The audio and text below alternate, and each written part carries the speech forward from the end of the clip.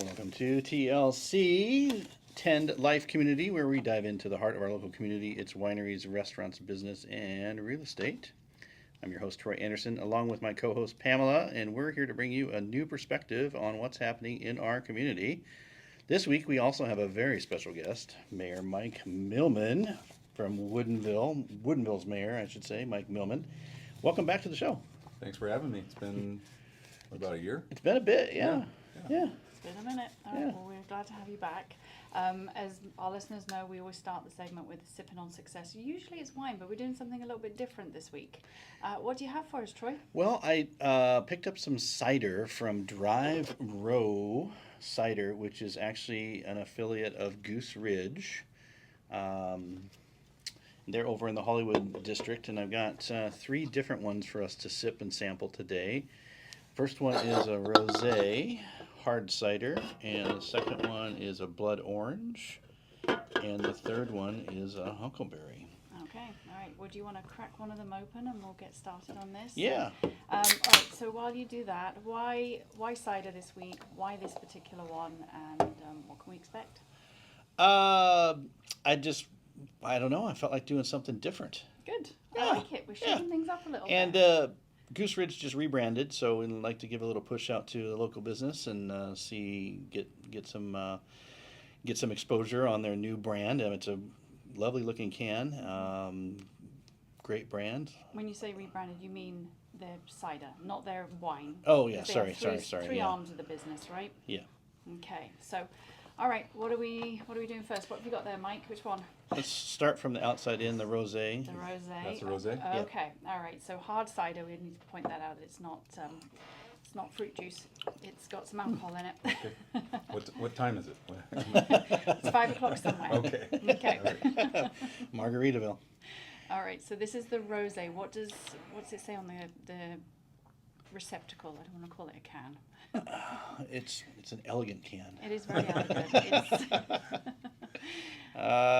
It says family owned, made in Washington, woman owned, Okay. and there isn't really any tasting notes on here. But Okay. All right. Well, I guess we'll make up our own. We'll then. make up All our right, own, Mike, yeah, you've for had sure. your first taste. What do you think? What are you tasting?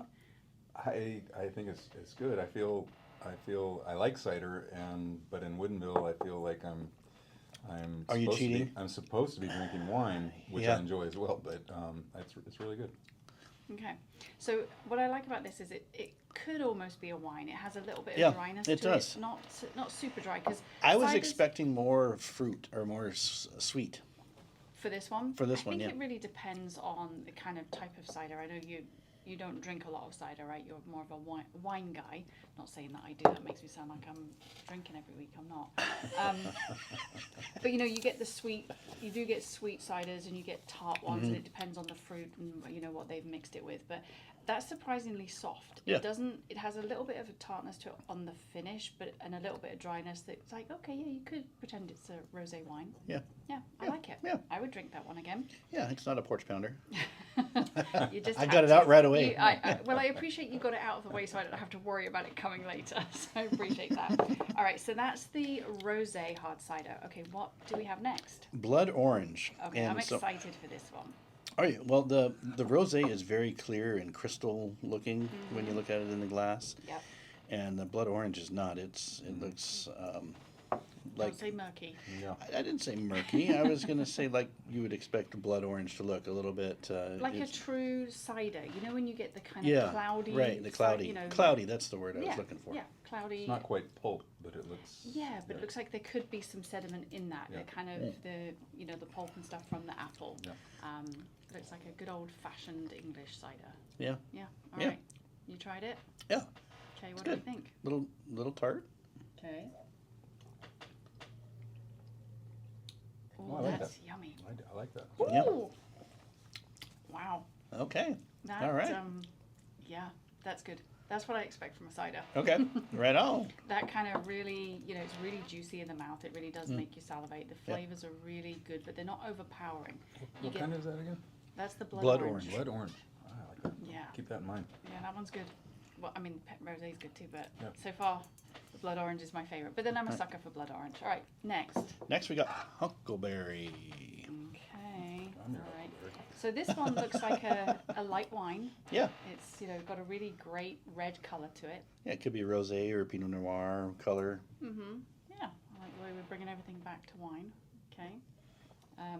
You know what we haven't done is we didn't sniff any of these to see what. Well, I was going to say the first one, the rosé, I didn't really get a nose, but on the blood orange, I had a little bit of a nose on it. Okay, what did you get on that one? Nose-wise. Oh, just Blood orange. imagine that. I know. You do get the apple in yeah, that, though. you do get the apple, actually. yeah. It's not overpowered by the blood orange. Yeah. It's definitely in there. That's a really good one. Okay, so flavor profile on the huckleberry. I don't know that I've ever eaten a huckleberry, so I don't know. Does it taste like a huckleberry? It's a little more on the sweeter side. Mm-hmm. So yeah, I think we went from, kind of a lighter cider to a true cider to a little bit more sweet. So yeah, Has a very summery feel to it. It does. The huckleberry. it does. Yeah, just Again, it's tart, but not as tart as the blood orange. right. All right, what's your favorite one, Mayor? I like all three, but it's definitely the blood orange. Okay. I'm going to work on that one. Well, you can finish all three. But all right, Troy. We got work to do. We've got work to do. I was going to say, how do you want this podcast to go? Anyway, it comes It really. usually gets spicy towards the end. Yeah, absolutely. That means we finished our glasses for Yeah. sure. Do you have a clear favorite on the three? I do have a favorite. I like the blood orange as well. Mm-hmm. Yeah, Okay. it's All right, I'm actually torn between the huckleberry and the blood orange. Are you? I think ultimately I'll go with the blood orange just because that was the one I was really excited to taste. But it's they're all the really, show really favorite. Mm-hmm. It is the show favorite, but that doesn't take anything away from the other two. They're really well crafted ciders. They are. Yeah. I love it. So I'm glad that we're actually starting to get ciders here because obviously in the UK ciders are a big thing. You Are can they? get them in- oh yeah. Yeah, Strongbow was kind of a big one in the UK, and it had dark fruits and Oh, really? various ones. And you didn't really see ciders here for a really long time, so it's good to see it. Well, I like it. All I right, like me it. too. Something different than wine. Yes, yeah, and we like to promote We- different things. It's I not know. all wine. I know. We need diversity in Woodinville. Are we Yeah. going to promote cider tasting in Woodinville then? It's always wine tasting, right? Could Yeah, absolutely, we should. have a... You and I will promote that, shall Okay. we? Well, at the Goose Ridge is unique in that they have wines, really good wines. Mm-hmm. They also have the cider at their tasting room to taste. You can get like a flight. There's actually more flavors than this, and they have seasonal ones that come in and out. So definitely worth checking them out. And then they also have spirits. They have. They came out with vodka first. They got gin. They've got I think a dark one now. Is it a bourbon? I think it's a bourbon. Yeah. Yeah. So yeah, they're pretty diverse, Mm-hmm. and Okay. you can taste them all there at the wine tasting room. Oh, sounds great. Yeah, there is. And there is another couple of cider tasting rooms that do Yeah. do the flights too, but we Right. can talk about them on another show. Yeah, we can Yeah. feature them on another show. Yes, yeah. we can. All right. Okay, well, that was our first segment. We're going to take a really quick break, and when we come back, we're going to jump into all things Woodinville with Mayor Mike Millman. So stay tuned, and we will be right back. Welcome back to TLC 10 Life Community Podcast. We're about to dive into all things Woodinville. So, Mayor, since you were last time on the show, you completed your first term as mayor of Woodinville. You're reelected for a second term, so congratulations on that. Thank you.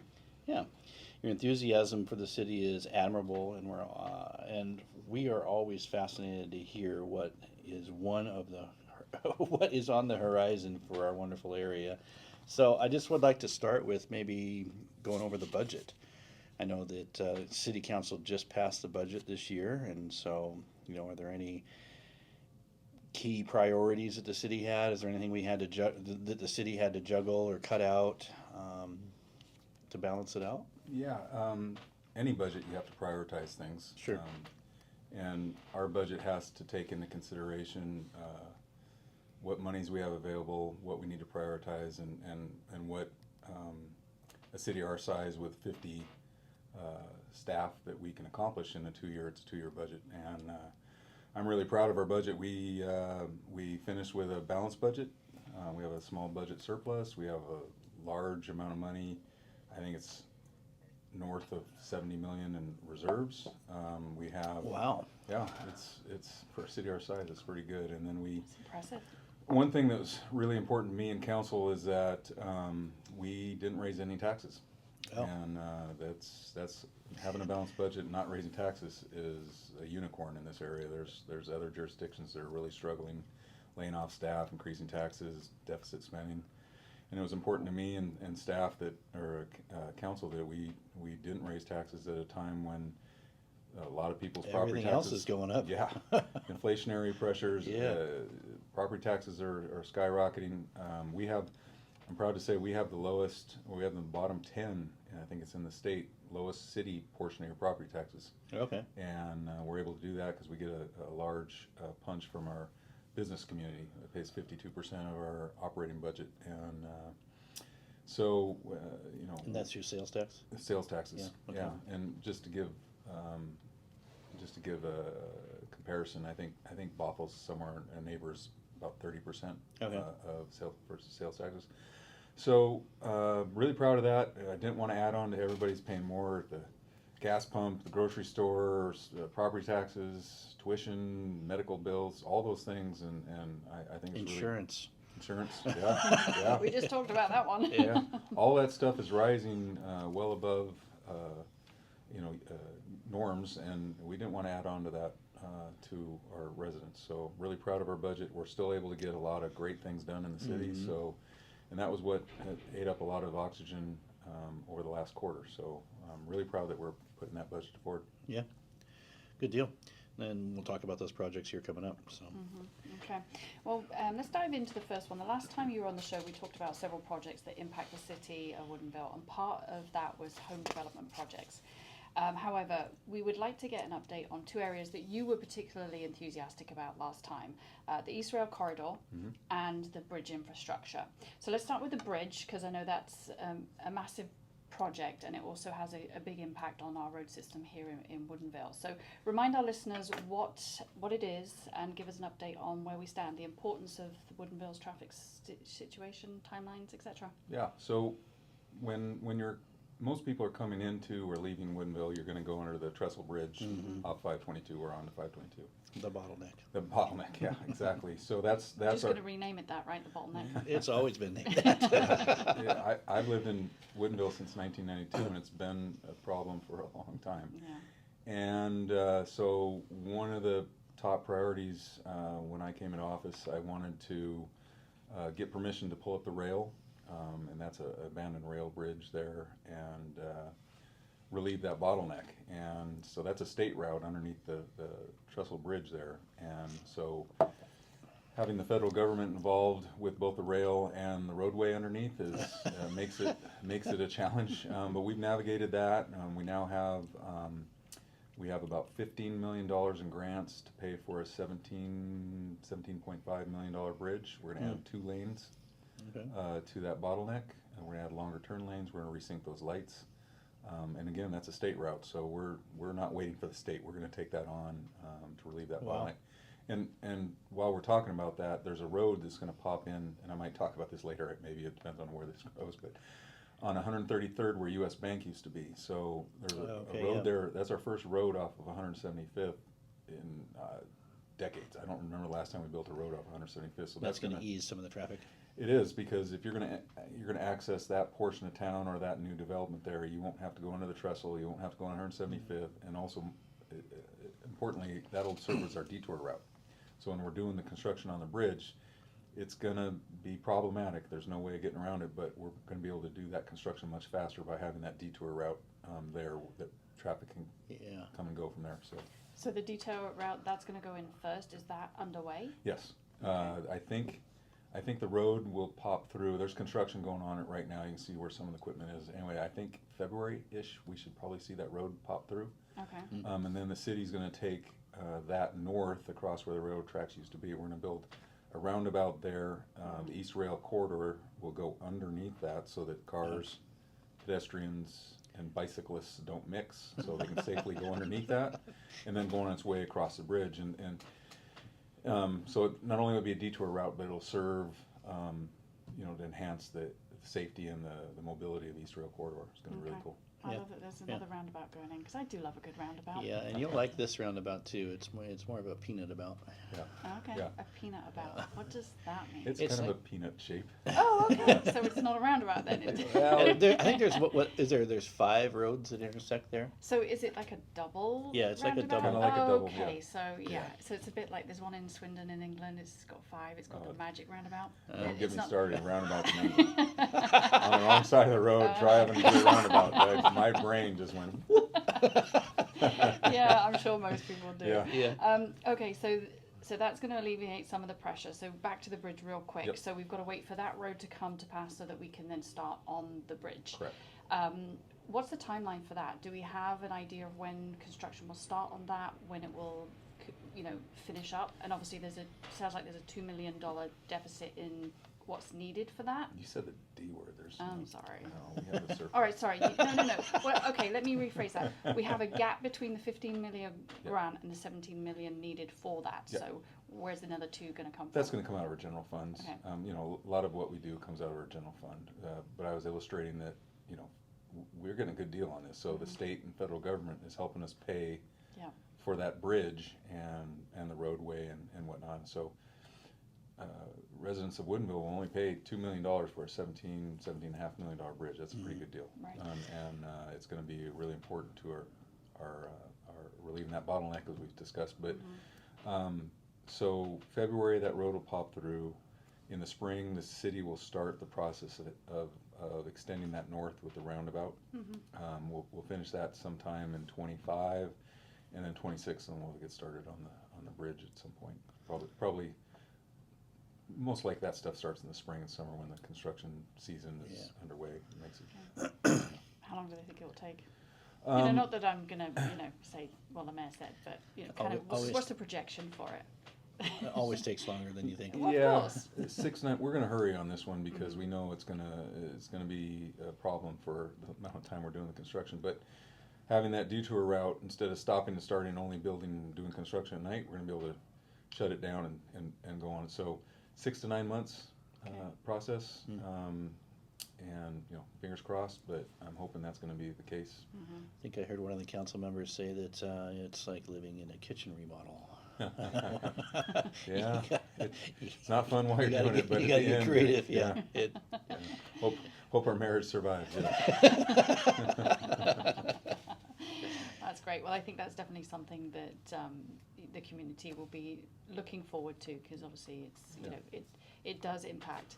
All right, so that was part 1. Part 2 is the Eastrail Corridor, which is an exciting opportunity for connecting communities and enhancing outdoor recreation. We know that you love pickleball, and there's all these other things going on. But let's concentrate on the Eastrail.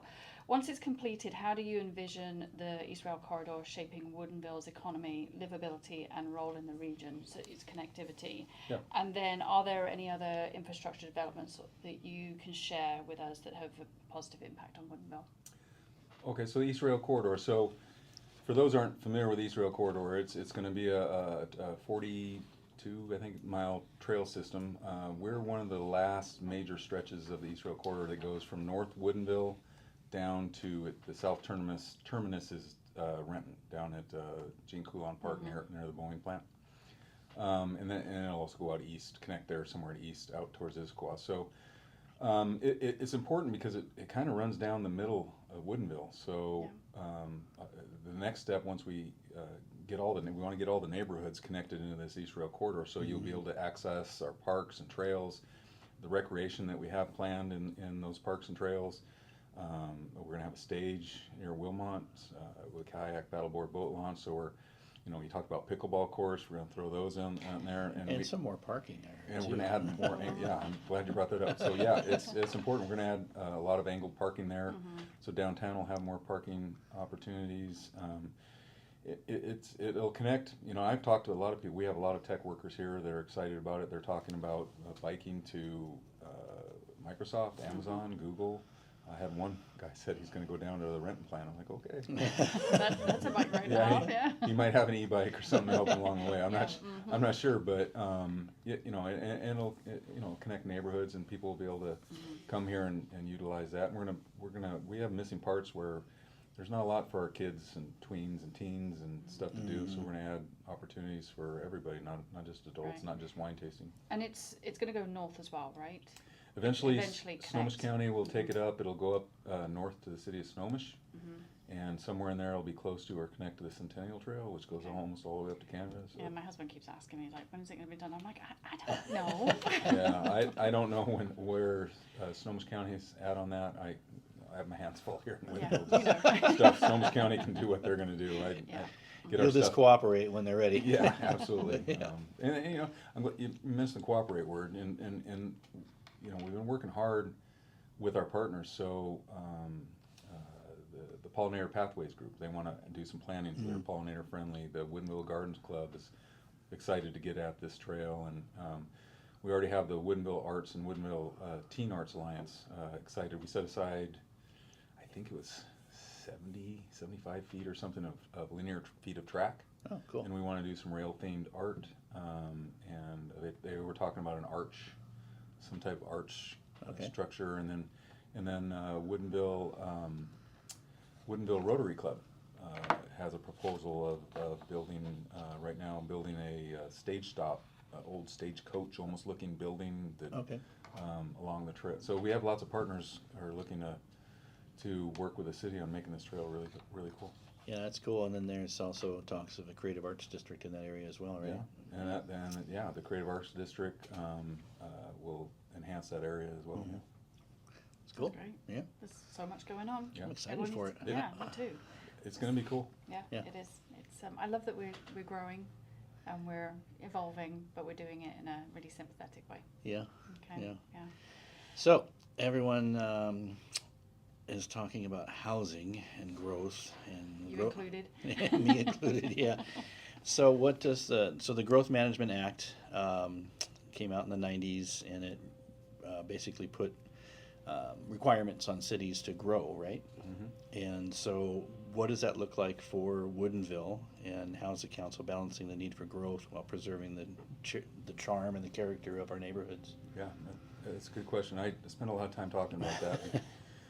You know, the GMA is requiring us, state law is requiring us to meet our growth targets, and that makes things a challenge, but the council has adopted a strategic vision, which I agree with. We're going to be growing downtown, and what that means is we're able to preserve neighborhoods. We're not going to be growing into the residential neighborhoods. We're not going to rezone those or any intent of doing that. So the density will be added downtown where it makes sense, where the infrastructure is, where businesses are, where we have the park and ride we're going to enhance. We're adding parking, we have recreational opportunities, we have the restaurants, and I think it's important that the people know that I and the Risk Council, we respect and honor where you decide to buy your home and raise your kids, and we don't want to mess with that, but at the same time we have to meet our targets because the teeth of the GMA, the state can come in and rezone us anyway. Oh, they And- can. They did that already Well, with they- House Bill 1110. Yeah, Yeah. and they can. We're exempt from some of that. Yeah, well, House Bill 1110, that's important. So I lobbied Senator Mullet, and he's the one that passed the amendment on the Senate side that set aside cities under 25,000 and areas on septic. So that was really important to Woodinville because we can do it in a very smart and conscientious way and not do it the way Olympia wants to do it. We can do it where we have local knowledge and do it in a very smart way. So yeah. Yeah. I like that. And then so there's also lots of talk about affordable housing and affordable housing opportunities. I believe there's a development that's going in right now that has affordable rental units. Yep. What is the council, what's their stance on maybe affordable housing units to buy? Yeah, so one of the things, well, a couple of things that touches a couple areas. So it is important. We haven't had affordable housing built in Woodinville since like early 2001, something like that, Greenbrier. Yeah, that's right across the street from my office. Yeah, and so it's been more than a couple decades. And we touched on the business contribution to the city of Woodinville, and we need for people to be able to work and live in Woodinville. So when we talk about affordable housing, we're talking about workforce affordable housing where people can work and live, you know, that you're supporting our community. That's your people working in our service industry, teachers. You know, they need to be able to work and live here. So we are taking on, and the state's mandating a certain amount of affordable housing too. And so when you're talking about affordable housing, it has to do with AMI, area median income, and the area median income in King County is pretty high. Last I saw it was $116,000. So when you're talking about affordable housing, it's in percentages of that AMI, and so we're targeting in between the 30 and 80% mostly AMI range for workforce affordable housing. So we're going to meet those targets. Most of it's, if not all of it's, going to be in the downtown area. And then you talked about ownership opportunities. You know, there hasn't been anything built in downtown Woodinville that you can buy probably since 1996. Wow. And that's, I think, it's Chardonnay's in 1996. So it's been a long time since we had ownership opportunities built downtown. And so the council's taken on steps and had votes to encourage ownership opportunities in Woodinville as well. Yeah, that's great. That's great news. Is I that like going to that. continue though? Because obviously, I mean, there's a shortage of properties where it's affordable or, you know, just a normal Well, single-family home. Toll Brothers has a townhome project right by the post office there. Yep. Okay. That's Those will be our first ownership opportunities downtown. That's 64 or 7 townhomes right Okay. downtown. I don't know any pricing yet or anything like that, but those will be for sale. Now, again, that's the first since 1996, so that's a start. We're having some more ownership opportunities built over in the Harvest Project over by the Hollywood Schoolhouse. And we're always looking for other projects where we're going to expect some affordable components to it. And then I always throw on some ownership opportunities. There's some challenges with the liability laws in Olympia that I'm trying to get changed. That's been a tough uphill push. as far as condos. Condo liability laws are very strict. In my opinion, they're an overreaction to poor or shoddy development in the 80s and 90s. Sure. And I think they went too far where developers now are not building condominiums when they could instead of apartments, because construction is pretty much the same. Right. And it's because the liability laws, because right now they can build a project and then the profits from it, instead of turn it to the next project, they have to set it aside because they're waiting to be sued for 10 years. And so therefore they're just not, but the only people building condominiums for the most part are foreign companies. And in my opinion, we need to change that. It's one of our asks of Olympia. So far, we haven't been able to make a lot of progress on that. Yeah, it's been a problem for a while. Yeah. Wow, but at least we're doing something. Yeah, Yeah. we've got some good stuff coming down. Some good news there, absolutely. All right, we talked about the Eastrail and kind of recreational type things for the community, but let's dig into that a little bit more. So Woodinville and the surrounding area generally seems to be on a growth and development trajectory, which is a good thing. Looking for ways to enhance the living experience in our community. One of the ways that this is often done is with recreation centres, which can be a cornerstone of any community. With that in mind, can we touch on the North Shore Parks and Recreation Service Area, the NPRSA, which I believe is undertaking a year-long study, which is kind of a feasibility study to determine potential options for a new community centre within the district? Yeah, this is probably my favorite topic to talk about right now. So to give you a little background, in 2011, at the end of the Great Recession, Woodinville did away with its Park and Recs department. A lot of people don't know that. We don't have a Park and Recs department. I had Oh, no wow. idea. And that's just, it's time. You know, that's 2011, so we're coming on 14 years. So the NPRSA, which is essentially the North Shore School District boundaries, are a taxing district, and they're the same ones that own the senior center in Bothell. And they sent out a needs evaluation study in the NPRSA area, and they found that there is a need for kids, youth, tweens, recreation opportunities, and in particular a pool. And I saw that opportunity and said, hey, we need to afford some land for this to be in Woodinville. We have that need, and so we in staff, council, our representatives, Sarah Arndt is our representative on NPRSA, and Michelle Evans is our alternate. So we worked really hard and the rest of council to forward some property kind of over by Homeward Pet to the NPRSA for consideration, and we were one of 3 properties put forward in the NPRSA area, and we made a pretty good proposal with staff, and they had a discussion and a vote, and they picked us to be the preferred site in Woodinville. Really? That's fantastic. So that's new news. I didn't know we were picked. Yeah, that's a rec center. That's a rec center and a pool. And part of that is I went out to the school district, North Shore School District, and got letters of support from the swim teams, water polo, underwater robotics. A lot of people don't know we have a really competitive robotics and underwater robotics team at Woodinville High School. And talked to other people around the school district that have needs. And they're, it's more than just a rec center and a pool. We're trying to combine it into like emergency shelter, communications, warming, cooling. The more buckets that we can hit on this, the more areas that we have to pursue grants and funding for this. Community rooms for events or Oh, get absolutely. together. We'll have a community center. You'll have water aerobics. You'll have swim lessons. You'll have just recreational swim. You'll have tutoring opportunities, arts and culture, and all the recreational things that you'd think would go pickleball and basketball courts and all that kind of stuff. Pickleball. So just to be clear, then this is completely separate from the Carol Edwards Centre that used to be kind of the hub of the city, right? Yes. Yeah. It'll be a separate building facility. We'll own the property, but the NPRSA will operate it and build it. Okay. That's a good trade-off. Oh, it's going to be phenomenal for the area where we can have essentially a Parks and Recs department and pay a fraction. I got an estimate from our staff of what would it take to operate a Parks and Recs department. It's $2 million a year. Oh, wow. And that's not without the building, the facilities, or anything else. That's just to have that department. So this is going to be a very cost-effective way of filling a need, a big need in Woodinville. Right. So Public Works is doing that work now, right?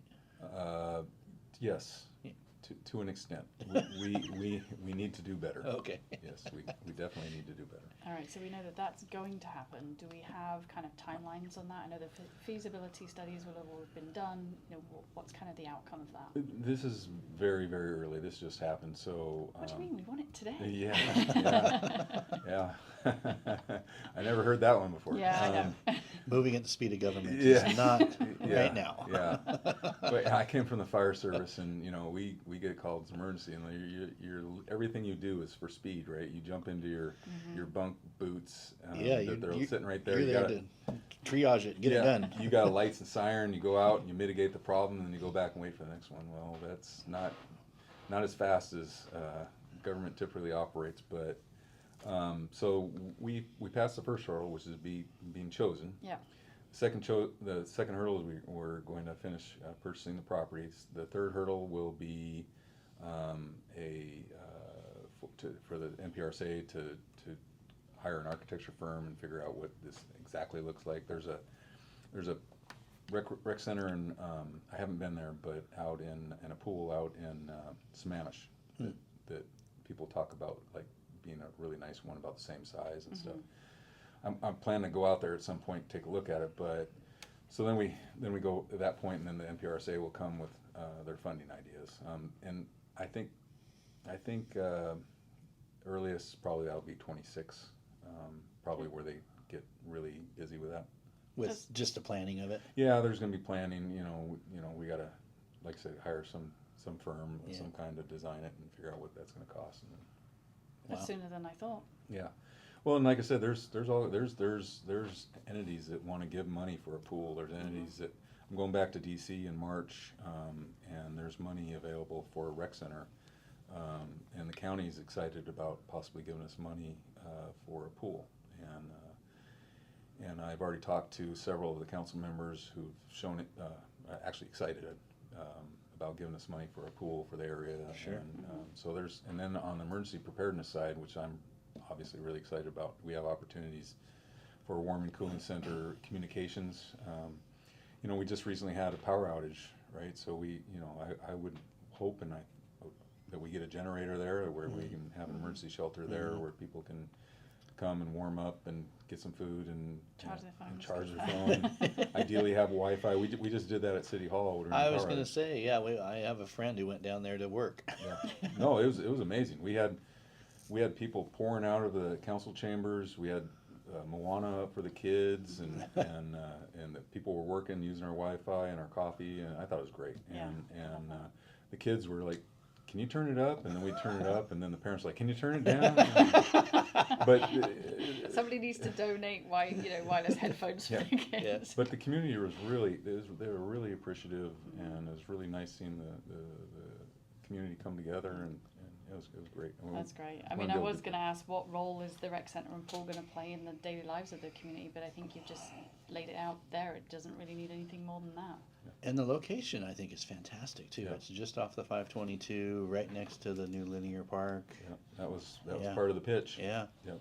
Yeah. Love it. So it doesn't really increase traffic through downtown Woodinville. So that I think that's a win. It's near a bus stop. Yeah. It's near the park and ride. Yeah. It's near the trail. Yeah, it's Well thought out. Well done. it's gonna be great. Well, speaking of the park and ride, transit and parking seem to be 4-letter words. We have a few of those around here, don't we? Kel, can you talk about any plans to the current park and ride that we have in Woodinville? It seems like it might be underutilized, and then talk to maybe future transit possibilities.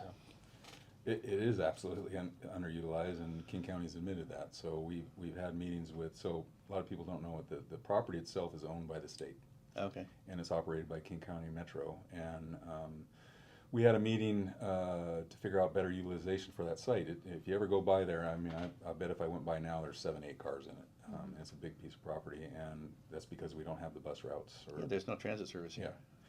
So the first step, when we met with the state and the county, the county looked up their numbers and said, yeah, you're underutilized. And part of that was made worse because during the pandemic, they closed 2 bus routes. And so it's already underutilized, and then they closed 2 bus routes. So now it's really underutilized. And everybody here is paying RTA taxes, but we're not going to get light rail in my lifetime. So one of the things we're really focusing on, and I've gotten really good at speaking political ease when I talk about the underutilized and the fact that everybody's paying RTA taxes, but we're getting less service. You can see the powers that be kind of wince a little bit. You know, You figured them out. you know you're making some progress when that happens. So I'm pretty optimistic that we'll at least be able to get a bus route, possibly back on Wood Red Road, and then or Wood Duval Road, and then out Wood Red Road out to light rail in Bellevue. Yeah, and that's important because people will be able to commute to work. You'll be able to go into Seattle to a game, to a concert. You'll be able to go to SeaTac, very easily and conveniently. So I think we can make that happen. But as Mr. Anderson said earlier, speed of government. So, but we are working on it, and I think we're making progress. Well, I think the fact that it's been identified, right, that it's underutilized, and how can you kind of bridge that gap between where we are and obviously, like you said, we're not going to get light rail here, but you've got Linwood that just opened. You've got is it Kirkland opened as well this year, the light rail? No, not in Kirkland. No, actually that's 24. Bellevue? Yeah, maybe whatever. But Whatever. the one August Linwood opened, Yeah. right? So if we can find a way to get access up to that easier. Right, and then people can go to the game from there. Yeah. I mean, we've used it a couple of times. It's actually really convenient to go, get on the light rail. So, Yeah. just my 2 pennies worth. I've heard All it's right. really clean too. Yes, Yeah, that's so- always a good thing. All right, Troy touched on this too. We kind of make a joke about parking, but it's always a hot topic. Sure. Doesn't matter whether it's Woodinville, Bothell, Kenmore, but it's something that people feel strongly about and get. Oh, sorry, I jumped ahead. Go ahead. Uh-oh. Another. He wrote a note on his. Yeah. Well, I just wanted to touch on the NERTS, the North King County Transfer Station proposal here in Woodinville. That pretty much I haven't met anyone who's for it, but then of course I'm in and around Woodinville all the time, and everyone's biased. And so the proposed 2 sites are in Kirkland, where it is existing, and then there was a proposal to put it kind of down the street from Chateau Ste. Michelle, on the west side there. Where are we at with that? So they were planning on making a decision last fall, and then they got a large community input on the environmental impact statement, and we were told that they wanted to answer each and every one of them, and so that pushed out the decision. I think that we're looking at more towards the end of February. I haven't talked to anybody here locally. Well, you can't say 100%, but 99% of the people around here are opposed to a transfer station here. And I agree with Troy. It's been in Kirkland since the '60s. They already own the land. It's centrally located. It's near the population centers. We've shown economically, environmentally, logistically, and legally why it should stay in Kirkland. And I've talked to several council members and King County electeds, and I haven't talked to anybody that thinks that it should come to Woodinville. So I'm pretty optimistic that it's going to stay in Kirkland. That's my hope. It's one that makes most sense. So hopefully by the end of February we'll have even more good news on that front. So we spent a lot of time and energy and money opposing the Woodinville location. I think we've done a great job. We made solid points. I'm optimistic it's going to stay in Kirkland. From a housing point of view, though, I mean, Kirkland already has it factored into the price of their houses. Well, yeah, it's been there, like the mayor said, for 60 years, and people bought their houses knowing that it's there. So there's not really an economic impact, whereas it would be an economic impact here, because they'd have to eminently domain the land from, I think, 5 or 6 businesses. They'd have to relocate and put out a business. There's no good transportation from the freeway, from the major transportation sites. It's all going to go on surface streets. And it just doesn't make any sense here at all. And it's in a tourist district. Well, a lot of that traffic will go under the trestle that we were just talking about. Or through the neighborhoods. Yeah, and one of the first things I did was I took King County Councilmember Sarah Perry on a tour of Woodinville, and I purposely took her past the park and ride, and then also over past Chateau Saint Michel, and then on to the transfer station site to show her it was a minute north of Chateau Saint Michel, and I'm like, that's in our tourist area, as Troy said. It doesn't make a lot of sense. She agrees, and so having her on our side has been important. Have an advocate on King County Council. Yeah. Right. Well, we'll look forward to an update on that in February then. Yeah. Fingers crossed. Yeah, absolutely. All right. Can I get back to parking now? Yeah, sorry. I just wanted to throw that in there. No, you make a good point, and absolutely we should, because it's one of those things. It's just it could be detrimental to our area, to our businesses, our home values. We want to be informed and know what's happening. All right, parking, hot topic. You know, all these 4-letter words today. I know. You know, our town obviously. How do you spell parking? Do I really need to spell it? You know, we obviously draw a lot of visitors with our wine industry and our great businesses. What strategies are in place for, or being, explored to improve parking availability for both residents and visitors? Because obviously we want the area to thrive and we want it to grow, but with that comes challenges when residents can't even park in their own city, to make use of the amenities, whether it's the new rec centre or whatever. So, what's the city thinking, doing, planning? And, how do you balance development, parking? I mean, it's tricky. Yeah. So, one of the challenges is land value. So, land's very expensive in Woodinville. So, to meet our parking challenges, you have to build up.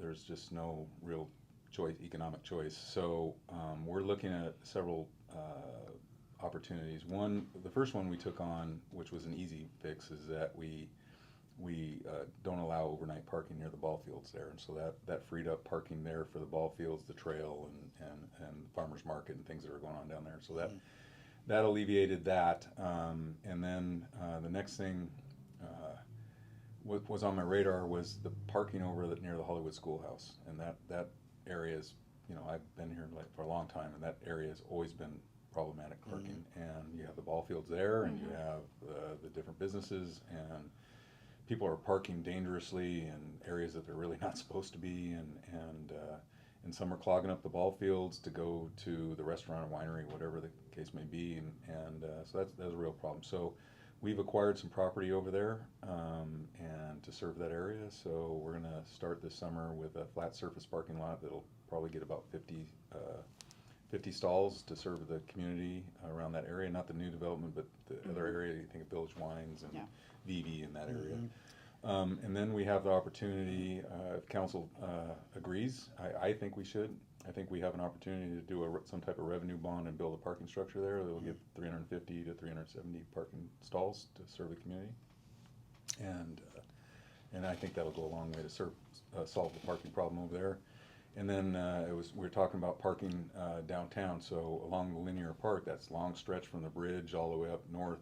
We own all that now, so we have an opportunity to put some angled parking along there that'll connect for people downtown too. Okay.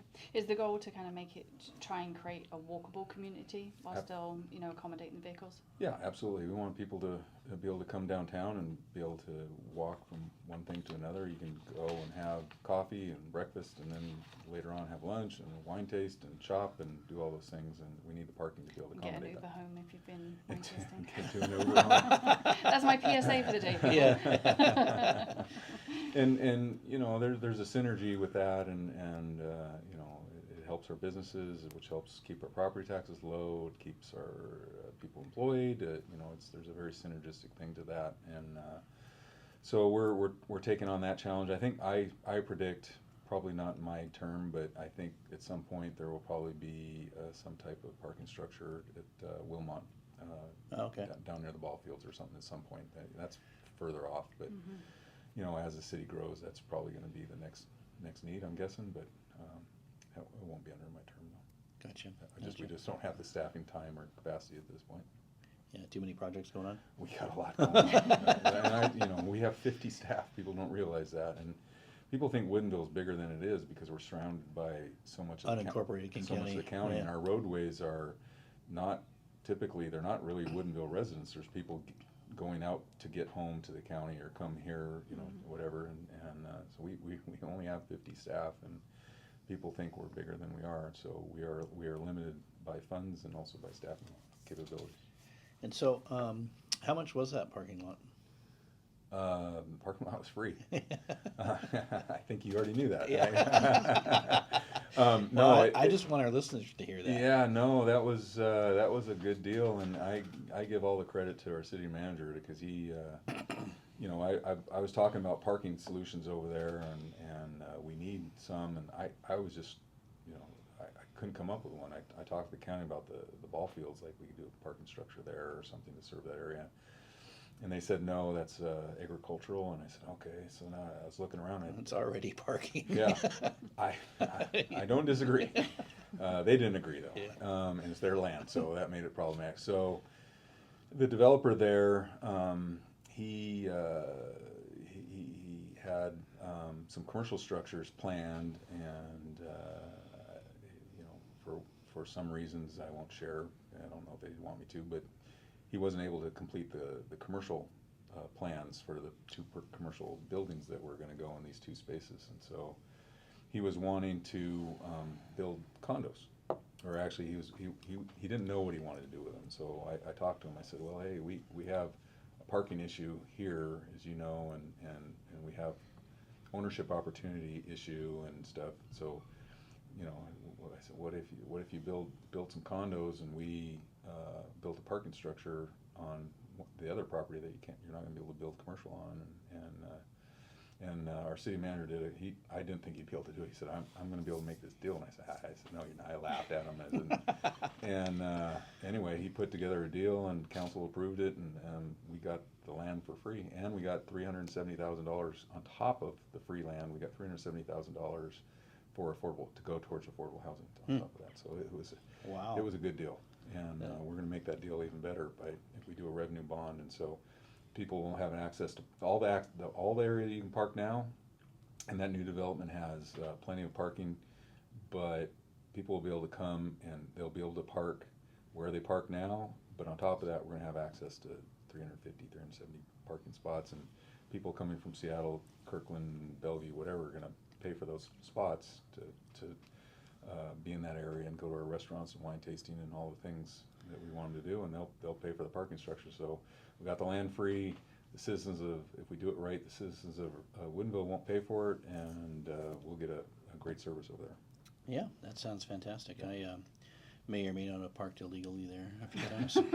I'm sure you want to say that on there. Well, it's limiting. You know, we'd have people friends coming from Seattle or Bellevue or Kirkland or whatever, and try to tell them where to park over there. Yeah. I mean, you know, let's meet.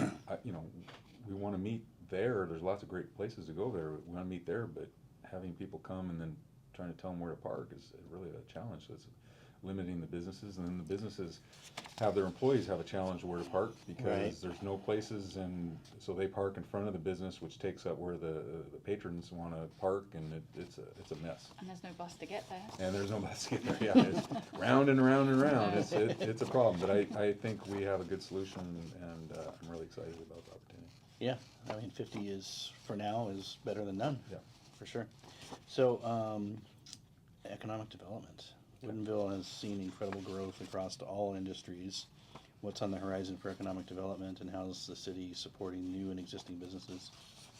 Yeah, so you're probably more familiar with this than me, but I think about a year ago, I think Woodinville was named one of the most searched desirable cities to search. It was on Zillow or Realtor.com or Redfin or something like that. One of those sites, yeah. Definitely. And Woodinville is a great place. We're a special place. By being such a great place, people want to live here, and we do need economic development. We are reliant on the wine tasting, wine serving business, and we need to diversify our economy to not just be wine tasting. So we're having discussions on how we can support and attract small businesses, small affordable commercial spaces. The affordable housing that we talked about earlier is for workforce, so that supports that. And then we're talking about parking, which would also further support small businesses. But on top of that, we've had discussions, as you know, Troy, we've had discussions with Chamber of Commerce and how we can work together with Woodinville Chamber of Commerce and also the Port of Seattle, and how can we help and support our small businesses, which is a big economic driver for our area. And 52%. yeah, and King County's booming. I mean, everywhere you go, there's cities are booming, and so that creates opportunities and challenges. And so, I think we're in a good space, both economically and with our finances and things that we have planned to meet that challenge. And so, we're going to be talking about our comp plan, which I'm going to ask for it to include small. Affordable commercial spaces in some way or another. So it's a tremendous opportunity for us to continue supporting our business community. That the affordable commercial, that can be achieved through the rezoning of the area down by Homeward Pet and such. Along where the north and northwest of the railroad tracks, we can rezone that area to support small businesses. In fact, I said in a public meeting, so let's not rezone the area where that office park is, because there's several successful small businesses there that I wanted to stay in business. So, but we have opportunities to add affordable spaces there. Gotcha. Okay. It's all about the money right now. So grants is the other thing I wanted to talk about. So, securing grants is critical for funding for many projects, and you kind of mentioned a couple there. Yeah. Can you share some recent successes in obtaining grants and what those funds will help accomplish? Yeah, so I think I mentioned earlier $22 million. So we've been able to get $22 million. That's more than probably Woodinville's gotten in its entire history combined prior to the last 2 years. So really proud of that fact. It's allowing us to do lots of things. Some of the things that we're able to do is, we mentioned the bridge, Eastrail Corridor. We got grants for a stage down in Wilmot Park. We have grants for roads, and we have grants to remove a mandatory removal of a culvert that's a salmon barrier. We have grants for roads and sidewalks and all kinds of things, infrastructure for Woodinville. So it's allowing us to do stuff far more than a city our size should be able to pull off with 50 staff. So we took on we took on the strategy of working.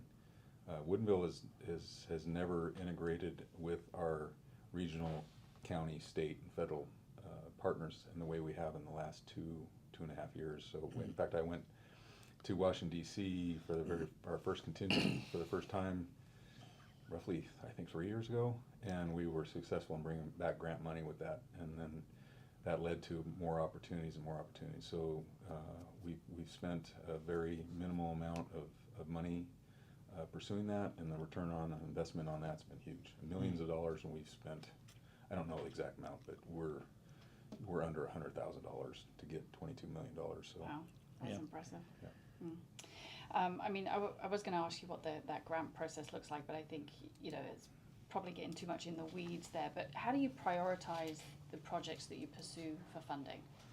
Is there, you know, kind of a strategy you have for that, or is it just kind of what's the biggest need right now? Yeah, the bulk of that money that I mentioned earlier has been to hire a consultant that we work with that helps us guide us in that process, because that's an area we don't have a lot of expertise. We're gaining it, but that's been very successful. And working with our congressional representatives, our state representatives, our county representatives, you know, we have conversations on, you know, our needs and where they have money available and what their priorities are, and then we figure out where that Venn diagram overlaps and how we can best access some of those monies. And 90% of the grants that we've received and have been pursuing are infrastructure grants to stuff that's absolutely needed. And for us, that frees up money, that $22 million that we wouldn't have had, that frees up money to do other things in the city. And that's money the state would have spent elsewhere. Oh, absolutely. Yeah. Yeah. You know, I live in Woodinville and I represent Woodinville. I would prefer the money to be Right? Our tax dollars come back here. I would prefer the money to be in here rather than Mississippi or Bothell. or Bothell? Yeah. Oh, no, Yeah. you're starting to work. Mayor Thompson, you hear me? So, yeah, you know, I mean, I'm competitive, and I want Woodinville to be as great a city as it can be, and part of that is bringing money to amplify what we're doing and enhance what we're doing, and we can do that with our partners, and we've been very successful with that. And I'm going back to DC. I'm guessing I'm going back to DC, it looks like, in March again, and I think that push will be we're going to ask for between $3.5 and $5 million for the rec center. Okay, so makes sense. I think it'll be, with the recent election, I think it'll be an interesting new dynamic that we haven't faced, but we still think that it's worth going and seeing if we can't bring back a significant amount of money to serve Woodinville. Stay tuned on that one then. Stay tuned. Yeah. Oh, okay. All right, so everyone likes to talk about public safety as well. And it's top of mind for residents here. How's the city working to ensure Woodinville remains safe and a welcoming place for families and businesses? Yeah, I can tell you, it's, you know, serving as in different leadership roles in the fire EMS service, public safety is my top priority. I mean, if people aren't safe, nothing else matters. And so I've worked and others have worked to improve our fire, EMS, and police services. And the trends show our crime levels are going down. Our fire EMS service has gone up. It's improved, and we've added things that, you know, 3-4 years ago didn't exist in Woodinville. In fact, one thing that I helped bring to Woodinville was a mobile integrative health unit, which is basically looks like an 8-car staff with a social worker and EMT, and they're trained to help people that are experiencing homelessness or behavioral health issues, and place them within the system, getting help getting permanent housing, help with addictions, help getting a job, help getting your meds, or all those kinds of things. That didn't exist 3 or 4 years ago. And we have a service that we actually call it Porch Light now, changed names, where it helps with all that, and you can get transportation to that.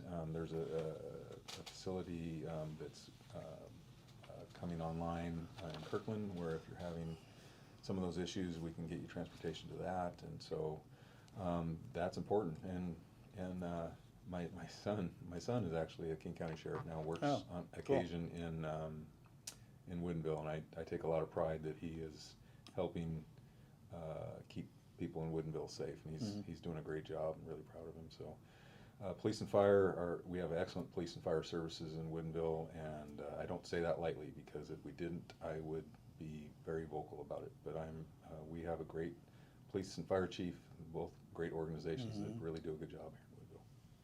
Right on. Yeah, trying to get the chief on the show. Yeah. All right. All right, I'm going to turn this conversation to a slightly more delicate topic. Uh-oh. Okay, so some of our listeners and the public at large may be aware of some contentious interactions that have played out over the last year or so, maybe further back too, with the Woodinville City Council members. Now, these interactions have been on full view during council meetings, and they were even highlighted on local news earlier this year as well, unfortunately. So it goes without saying, city councils often face challenges when members have difference of opinions or approaches. What efforts are being made to improve the decorum and foster productive conversations among council members? Well, I mentioned one of my biggest disappointments was Molbach's deciding to close, and we worked as a city very hard for that to happen. My other disappointment is that we don't have at all times, as professional a council as Woodinville deserves, and we probably should have. And my opinion is that I welcome honest debate. I think nobody has a corner on all the good ideas. I think having robust debate and different perspectives is healthy, and it's necessary. And oftentimes, when it gets personal or it gets acrimonious, or you mentioned earlier, a lack of decorum, that's really disappointing to me. It's not necessary. I don't think adults should behave that way. I think Woodinville deserves better.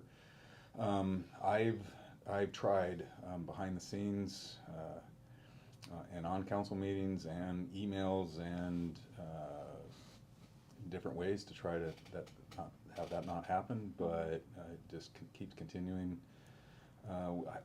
We have most of the council is working very hard and very professionally to help all the things we just talked about, and the waste of money and time and energy on all this other nonsense is it's detrimental to what we're doing, and I think it's unfortunate. And I've been trying for.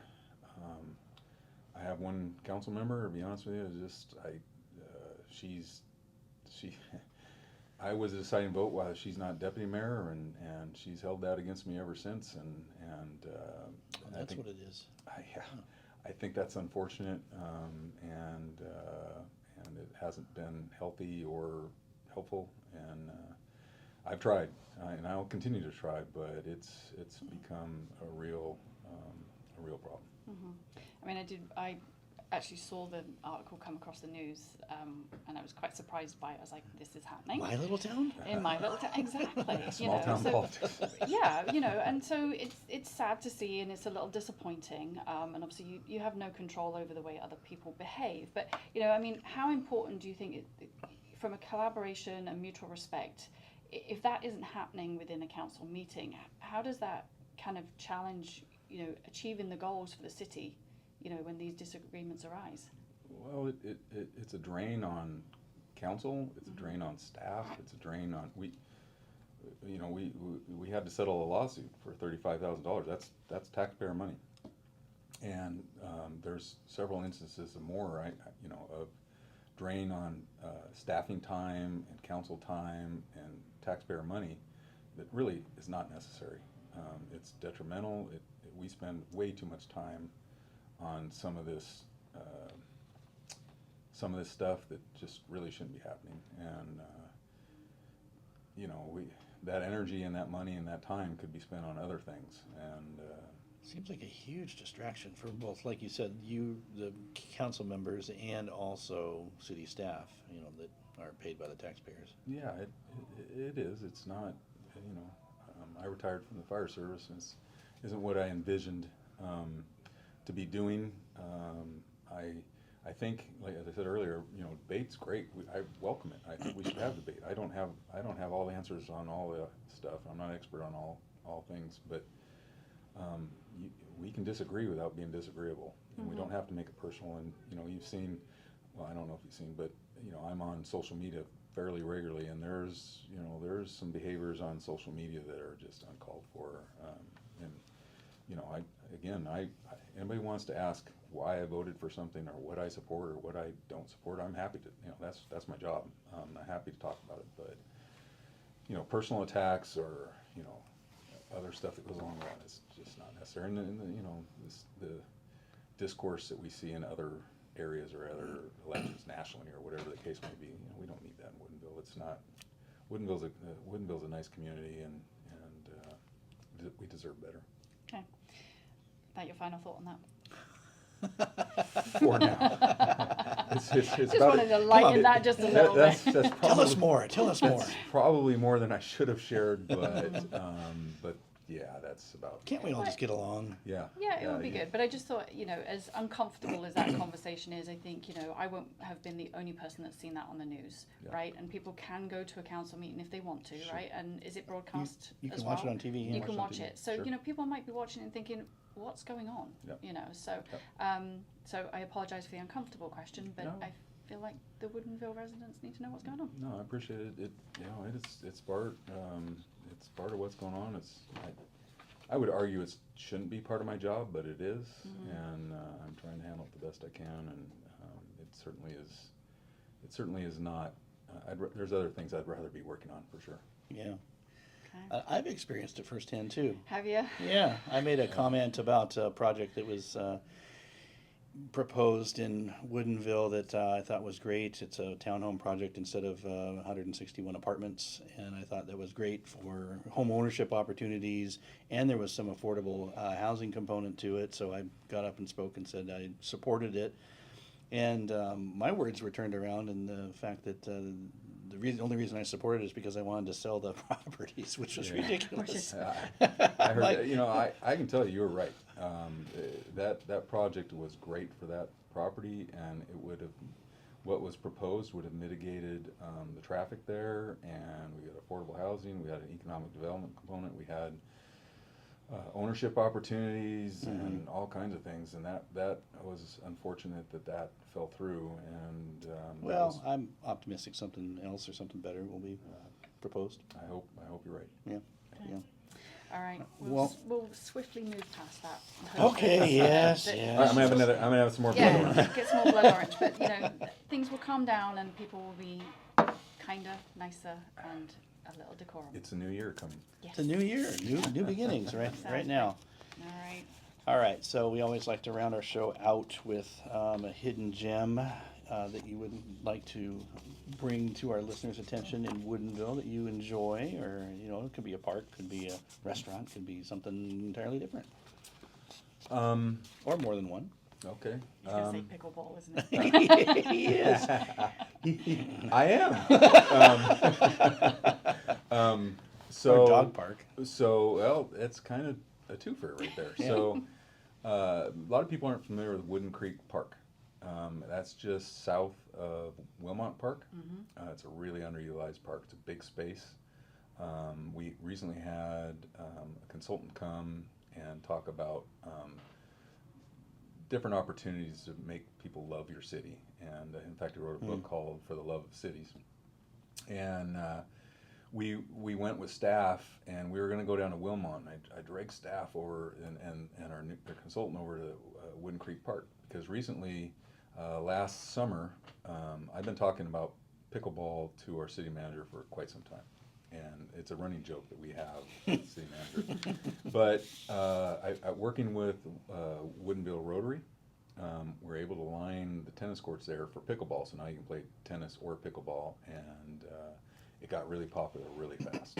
There's on nice days in the spring and summer, there's 30 people there lined up. They got picnic lunches. Oh, wow. They got, it's a great community. It's a very social. You get some exercise and a lot of laughs, and it's great. So, and then in the afternoon, there's another group that plays too, and then there's tennis players down there, and then over to the south there's a big open area that would be perfect for a dog park. So we're having discussions about more pickleball courts, have those types of interactions and opportunities for people, but also the dog park there.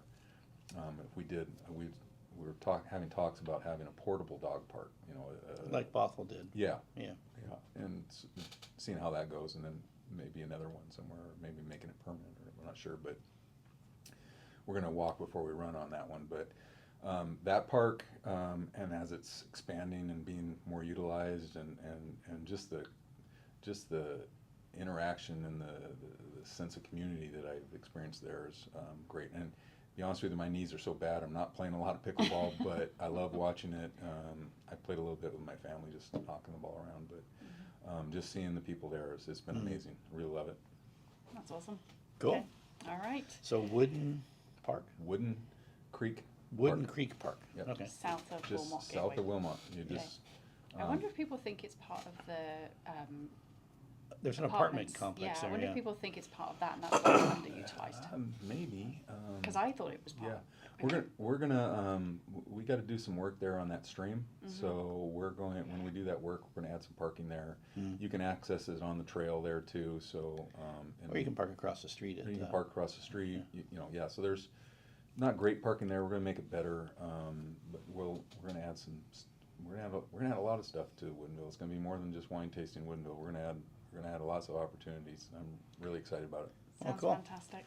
All right. I'm excited. I know, I am too. Like, I If love they could where just hurry I up. love where I live, but Yeah. now I love it even more. All right. Well, this has been a very informative, fascinating conversation. We're going to take a really quick break, and when we come back, it's real estate roundup time. Are you ready? I think so. Okay. Welcome back to TLC, 10 Life Community Podcast. We have been chatting up a storm here with the Mayor of Woodinville, Mike Millman. Thank you again for all Yeah, of the great. information. I just think we live in a wonderful city, and the work that you guys are doing over there is phenomenal, so appreciate that. We'll come back at the end and just get details of where people can find out more information about what's going on, and contact you or your staff for any questions that they have. But first, it's Real Estate Roundup. All right. All right, Troy. So mortgage rates, that topic that everybody wants to talk about, right? Filled with 4-letter words today. So, this is a conversation that we have on a regular basis. I would say a couple of times a week, somebody's asking about mortgage rates, but and everybody's waiting for the rates to come down. Now, we've talked about this before. I don't think that 3% is ever going to happen again. Potentially, No, right? I mean, we saw 5% for the first time ever in mortgage history in 2003. Yep. Okay. So. Don't hold your breath, is what we're saying. But while we know that this, it's unlikely to happen, there's this, there's some hope for people, right? And it's with something called assumable loan deals. Oh, yeah. Can you talk us through that? What is it, and why is this a creative way to get people into a home? Well, in the not so recent, in the recent past, we did have those rates in the 2s and 3s, and people obviously bought houses and got into mortgages, and now they might have a life event where they have to move, change jobs, whatever, any number of reasons. And so an assumable mortgage is basically where you would take over the existing contract that's in place, and that's for the terms, the existing terms of the loan. So basically the buyer would just take over payments. Okay. But there is qualifications. You have to, there's eligibility requirements, of course. Most assumable mortgages are going to be a USDA, FHA, VA type loan, which are government-backed loans, and you don't have to actually have served in the VA to assume a VA mortgage, or an existing VA mortgage. All right. So that's something that people don't understand. The benefits are you can take over where the seller left off, so the seller's already paid some principal down. You don't have to qualify, or you don't have to apply for a new mortgage, meaning, you could not have to have an appraisal on the property, so save some money there. Also, benefits for the seller is you're opening yourself up to maybe a better product or an easier sell for the property, or maybe even get a higher list price because you're offering a mortgage that's reduced. So the outlay and the payments for the new buyer is going to be less. Some disadvantages might be that you have to make up the difference between the purchase price and the mortgage balance, which might be more than a traditional down payment that you would have. There's options for that as well, for like a second mortgage, bridge the gap type things that we've done before. So, yeah. Okay, is there a risk to that? Yeah, if the new homeowner defaults on the mortgage payment, the lender may still have action against the seller. It's possible. Right, so So. I'm assuming that you put contracts in place for that. Yep, Okay. there's contracts in place for that, and when you go through, there's two different, there's things that get confused. There's a mortgage wrap, which is basically you just put wrap around an existing mortgage, and those have lots of different pitfalls that could happen. We're not talking about that today. A full assumable mortgage is where the buyer comes in and goes through the qualification process with the lender, the underlying lender. So there's very few risks for the seller in that regard afterwards if the homeowner defaults. All right, so just so that people can, because some people are visual learners, I'm one of them, can you give us an example of an assumable that that somebody's done and a benefit? We're going to do a kind of client story here, so just to give you an idea.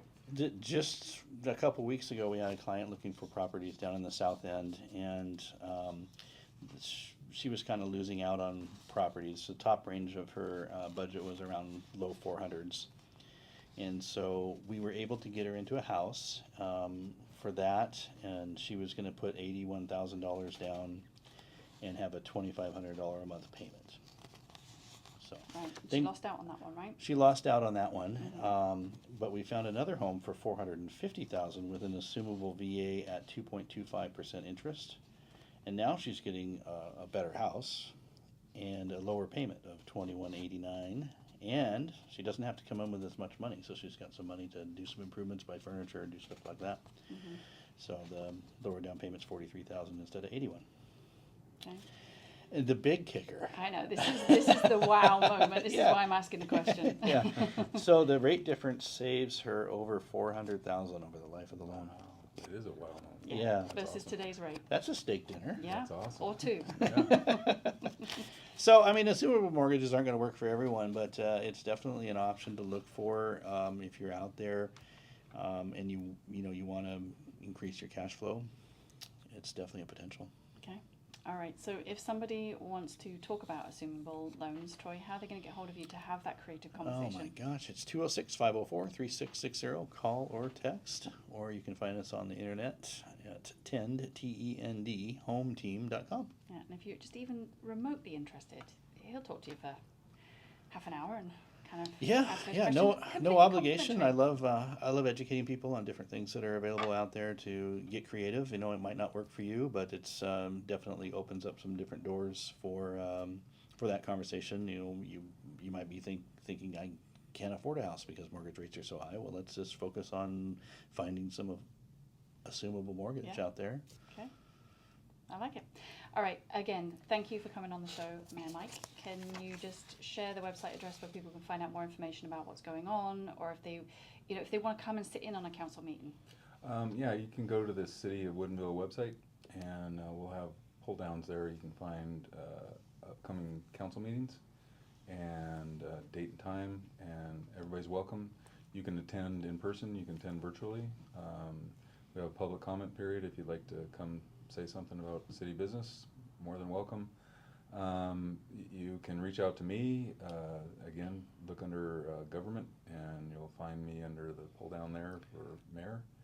And feel free to email me on anything regarding city business. Happy to interact with the public. I think that's, in fact, I thank you for having me, because this is a great way of letting people know what's going on in Woodinville, and you guys ask great questions, and letting people know it's part of the job, and I welcome it. So. Well, we appreciate you. Thank you.